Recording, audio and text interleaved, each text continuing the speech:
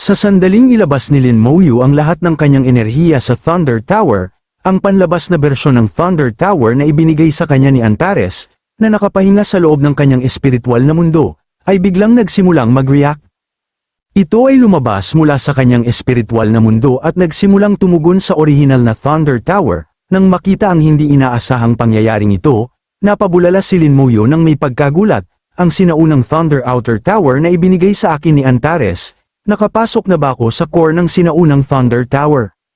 Kasabay nito, ang mga tao sa loob ng sinaunang lungsod ay natulala sa biglaang kaguluhang nagmumula sa Thunder Tower. Ang tore ay ganap ng nagising at naglalabas ng napakalakas na thunder energy sa paligid. Tumingin sa tanawin sa harap nila, sumigaw sila ng hindi makapaniwala.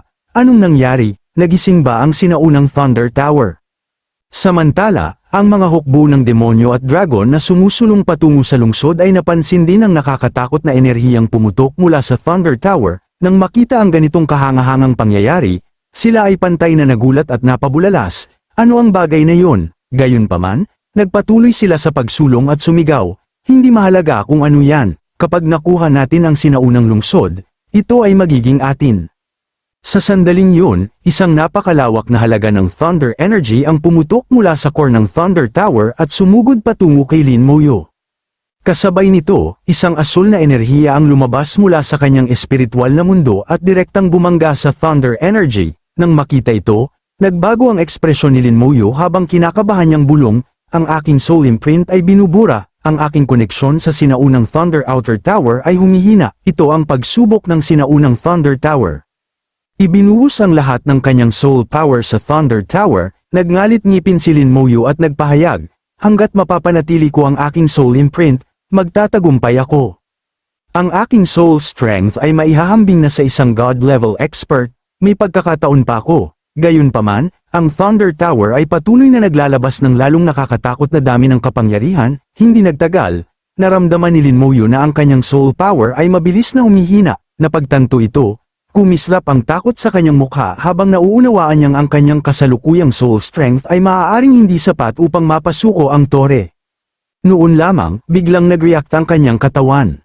Si Lin Moyu ay naglabas ng malakas na sigaw, at habang siya ay sumisigaw, isang napakalaking pagsabog ng soul energy ang pumutok mula sa kanyang loob. Ang enerhiya ay pamunit sa paparating na thunder power at direktang bumagsak sa Thunder Tower mismo. Nang makita ang resulta, mabigat na huminga si Lin Moyu bago nagpakita ng mahinang ngiti at sinabi, pakiramdam ko ay milyon-milyong karayom ang tumutusok sa aking kaluluwa, ngunit sa kabutihang palad, tila nagtagumpay ako. Sa sandaling yun, hindi mabilang na mga lightning attack ang biglang sumugod sa kanya mula sa Thunder Tower. Nang makita ang mga ito na papalapit, nagtataka niyang sinabi, kidlat. Dapat ay immune na ako sa lightning element. Gayunpaman, sa sandaling tumama ang mga ataking yun sa kanyang katawan, nagbago ang ekspresyon ni Lin Moyu. Napagtantong may iba, nagulat niyang sinabi, hindi yun. Ang atake na ito ay naglalaman ng maliit na halaga ng batas ng kidlat. Ang enerhiyang bumubuhos mula sa Thunder Tower ay patuloy na pumasok sa kanyang katawan, naramdaman ang mga pagbabagong nagaganap sa kanyang sarili, huminga ng malalim si Lin Moyu at sinabi, gaya ng inaasahan kay Gera, dahil hindi ko ito malalampasan, kung gayon ay mag-a-adjust ako sa batas sa halip, nararamdaman ko ito, unti-unti akong umaangkop sa batas, kaya ko ito. Pagkatapos nito, lumipat ang kwento sa Abyss World kung saan makikita ang isang napakalaking lilang kalasag na nakatayo sa gitna ng battlefield. Nakapaligid sa kalasag mula sa lahat ng direksyon ay isang malaking hukbo ng demonyo. Hindi mabilang na energy attacks ang patuloy na bumabagsak sa harang habang ang mga demonyo ay tumatawa ng malakas at sumisigaw. Hindi mo inaasahan ito, hindi ba, Bai Yuan?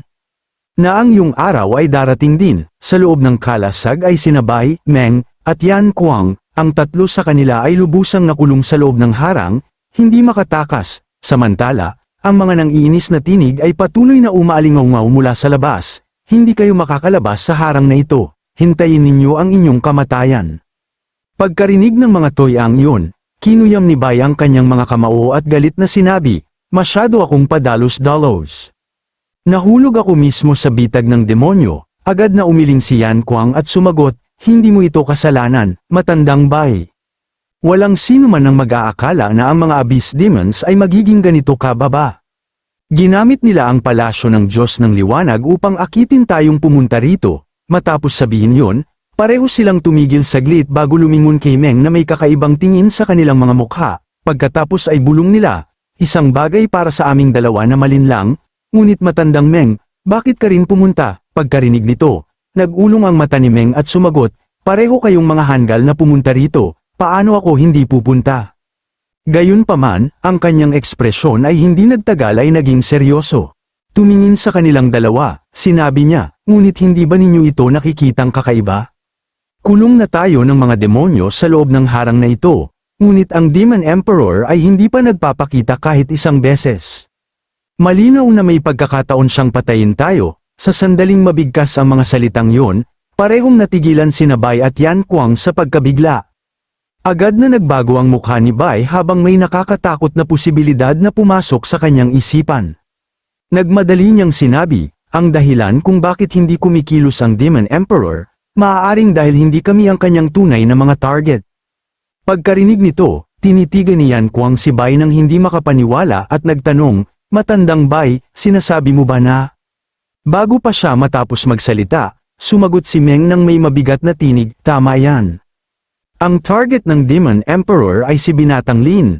Kami ay walang iba kundi Pain. Sa sandaling lumabas ang mga salitang yun sa bibig ni Meng, parehong tulalang natulala sina Bai at Yan Kuang. Si Yan Kuang ay nagngalit sa galit at isinumpa ang hamak na yun. Samantala, ang ekspresyon ni Bai ay naging malungkot at puno ng pag-aalala habang sinabi niya, sana lamang ay makita ni Lin Moyu ang pagkana ng Demon Emperor at huwag pumunta rito.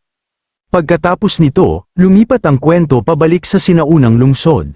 Sa sandaling ito, ang lungsod ay lubusang napalibutan na ng mga demonyo at dragon mula sa lahat ng direksyon.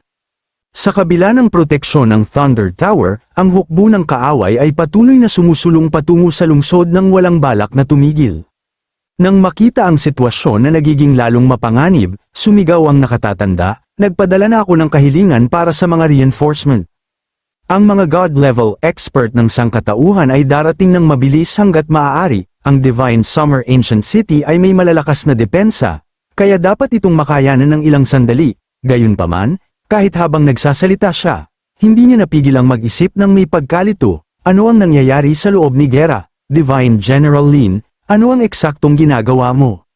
Samantala, sa labas ng lungsod, ang hukbo ng mga halimaw ay naghahanda upang ilunsad ang kanilang pag-atake. Isa sa mga pinuno ay ngumisi at sinabi, gusto kong makita kung gaano pa kayo katagal makakapaghintay. Sa susunod na sandali, ang buong hukbo ay naglabas ng hindi mabilang na energy attack sa protective barrier ng lungsod, ang mga pagsabog ay patuloy na kumalat sa kalasag, na unti-unting nagdulot ng pinsala, hindi nagtagal, nagsimulang kumalat ang mga bitak sa buong harang, nang makita ito, ang mga tao sa loob ng lungsod ay sumigaw ng may alarma, ang protective shield ay nababasag. Isang Demon King ang kumilos. Habang pinapanood ang harang na gumuguho, naging mabigat ang ekspresyon ng nakatatanda habang sinabi niya, tiyak na mayroong higit sa isa o dalawang Demon King at Dragon King sa magkakatulad na puwersa. Kahit na may mga restriksyon ng lower space, kung sila ay sumalakay ng sunod-sunod, sa huli ay sisirain nila ang mga depensa ng sinaunang lungsod, at kapag nangyari yon, ang lungsod ay mapapatay ng walang awang. Sa pag-iisip na yon, itinaas niya ang kanyang espada ng mataas sa hangin at sumigaw sa lahat ng tao sa lungsod. Lahat ng tao sa lungsod, makinig, maghanda para sa labanan. Sa sandaling tumunog ang mga salitang yon, lahat ay bumunot ng kanilang mga sandata. Nawala ang takot sa kanilang mga mukha at napalitan ng determinasyon habang sila ay umungal pabalik. Handa na kami, patayin ang anumang dumating sa amin. Mga tao ng Divine Summer, lumaban hanggang kamatayan at huwag kailanman umatras. Sa sandaling yun, ang protective barrier ng lungsod ay sa wakas ay nabasag. Sa sandaling bumagsak ang kalasag, ang mga hukbo ng demonyo at dragon ay sumugod sa lungsod ng buong bilis. Nang makita ang kaaway na sumusugod sa kanila, ang mga tao ay sumugod din upang harapin sila. Ang mga sigaw ng labanan ay umalingaw-ngaw sa buong battlefield. Hindi tayo maaaring umatras sa digmaang ito. Patayin ang bawat kaaway na dumating sa harapan natin. Samantala, sa Thunder Tower, ang tore ay gumagawa ng marahas na pagbabago habang nananatili sa ilalim ng kontrol ni Lin Moyu. Sa eksaktong sandaling yon, bigla itong naglabas ng isang hindi kapani-paniwalang malakas na bolt ng kidlat. Kasabay nito, ang mga hukbo ng demonyo at dragon ay nakarating na sa mga tao at malapit nang ilunsad ang kanilang mga pag-atake. Gayunpaman, ang kidlat na inilabas mula sa Thunder Tower ay kumawala sa buong battlefield sa isang iglap at binura ang isang buong alon ng mga halimaw sa isang hampas lamang. Nang makita ang hindi kapani-paniwalang eksenang ito, ang mga pinuno ng kaaway ay tuluyang natulala. Anong nangyari? Bago pa sila makabawi mula sa kanilang pagkabigla, mas maraming kidlat ang pumutok mula sa Thunder Tower, sunod-sunod, tinamaan nila ang mga sumasalakay na halimaw, agad na binubura ang mga ito mula sa pag-iral.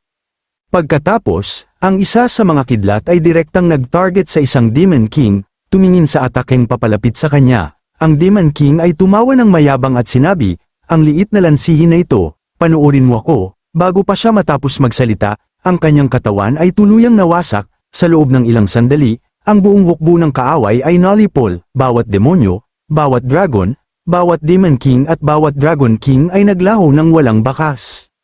Nang makita ang battlefield na biglang naging walang laman, ang nakatatanda ay nakatayong tulala ng lubos at sinabi, ang mga hukbo ng lahi ng dragon at ng mga demonyo ay naglaho. Maging ang lahat ng Demon King at Dragon King ay nalipol ng sabay. Kung hindi ako nagkakamali, ang ataking yun kanina ay God-slaying lightning. Hindi, nanginginig ang kanyang tinig habang nakatitig siya sa Thunder Tower. Yun ang tunay na maalamat na God-slaying lightning.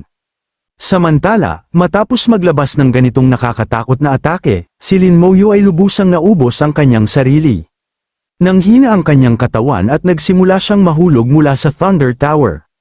Gayunpaman, bago siya bumagsak sa lupa, mabilis niyang nabawi ang kontrol ng kanyang sarili at ligtas na nakarating. Nang makita ito, agad na sumugod ang nakatatanda at nag-alalang nagtanong, Divine General Lin, ayos ka lang ba? Pagkarinig ng tanong, sumagot si Lin Moyu ng pagod na tinig, ayos lang ako. Pagkatapos ay tumingin siya sa kalayuan at nagpatuloy, susunod, pupunta ako sa abyss. Sa sandaling iyon, isang abyss teleportation stone ang makikita na nakapatong sa kamay ni Lin Moyu.